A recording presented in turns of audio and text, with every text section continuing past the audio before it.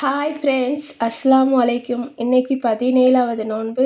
அல்ஹம்துலில்லாஹ் 17வது நோன்பு திறக்கவும் நேரம் வந்துருச்சு.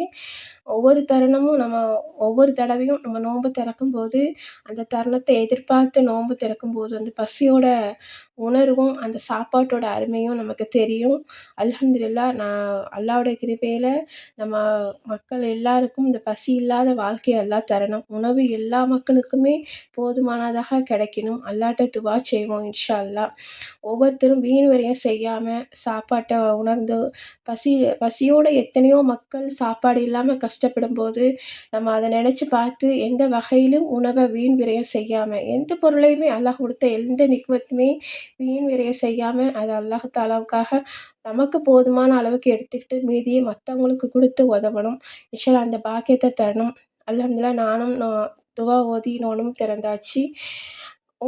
எனக்கெல்லாம் அந்த வடை இருந்துச்சுன்னா நோன்பு கஞ்சி தொட்டு சாப்பிட்றதுக்கு ரொம்ப பிடிக்கும். யாருக்கெல்லாம் அந்த மாதிரி நோன்பு கஞ்சியில் வடையை தொட்டு சாப்பிட்றதுக்கு பிடிக்கும்னு சொல்லுங்கள். அப்புறமா சஹருக்கு சாதம் வடித்து வெந்தய குழம்பு தான் வச்சுருந்தேன். வெந்தய குழம்பு நல்லா தொட்டு பிரட்டி சாப்பிட்ற மாதிரி கெட்டியாக தான் வச்சுருந்தேன். அதுக்கு தொட்டுக்க முட்டையும் அப்பளமும் சஹருக்கு நேரத்தோடு எழுந்திரிச்சி பொரித்து சாப்பிட்லான்னு எடுத்து வச்சுருக்கேன். அப்புறமா தராவீஹ் தொழுதுட்டு வந்து சாப்பிட்றதுக்காக பாஸ்தா செஞ்சு வச்சுருக்கேன். என் பொண்ணு ரொம்ப நாளாக கேட்டுக்கிட்டே இருந்தா. அல்ஹம்துலில்லாஹ் அதையும் செஞ்சாச்சு.